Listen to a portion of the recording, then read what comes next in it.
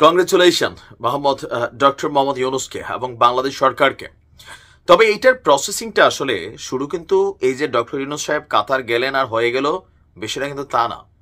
এটা আসলে যখন যেই সরকার ক্ষমতায় থাকে সেই সরকারের সাথেই বিদেশি রাষ্ট্রগুলো নানান ধরনের চুক্তি করে থাকে।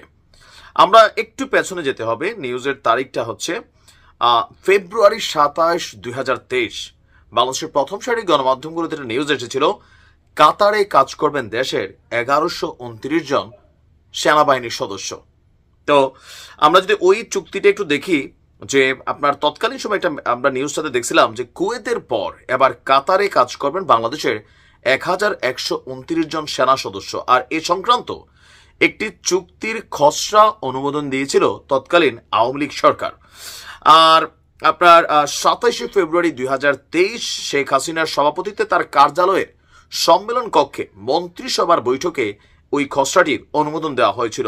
এরপর মন্ত্রিপরিষদ সচিব মোহাম্মদ মাহবুব হোসেন সাংবাদিকদের এই তথ্য জানিয়েছিলেন। তিনি বলেছিলেন, বাংলাদেশ এবং কুয়েতের মধ্যে এরকম একটি চুক্তি রয়েছে, তার আওতায় আমাদের সেনাবাহিনীর 5000-এর বেশি সেনা কুয়েতে কাজ করে। একইভাবে কাতারের সঙ্গেও একটি চুক্তি সইয়ের অনুমোদন দেওয়া হয়েছে, যার আওতায় আর্মড ফোর্সের 1129 জন সদস্য ওখানে লিওনে বা ডেপুটেশনে কাজ করবেন। আর এই চুক্তির মেয়াদ হবে সাধারণত 5 বছর, তবে এটি অটোমেটিক্যালি নবায়ন করা হবে।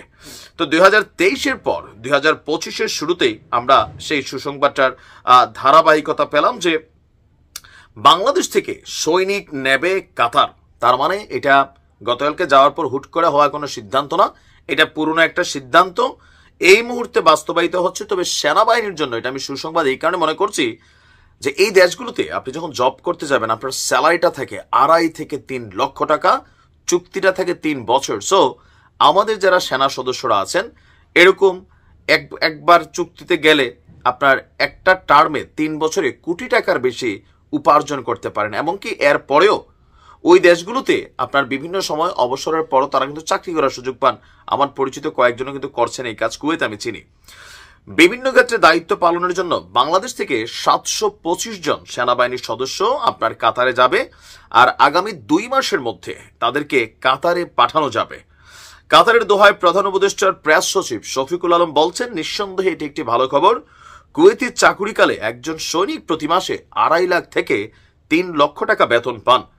উপসাগরীয় যুদ্ধের সময় থেকে বাংলাদেশের সৈনিকরা কুয়েতের দায়িত্ব পালন করছেন। প্রতি 3 বছর পর পর নতুন সৈনিকরা কুয়েতে দায়িত্ব পালন করতে যোগদান করেন।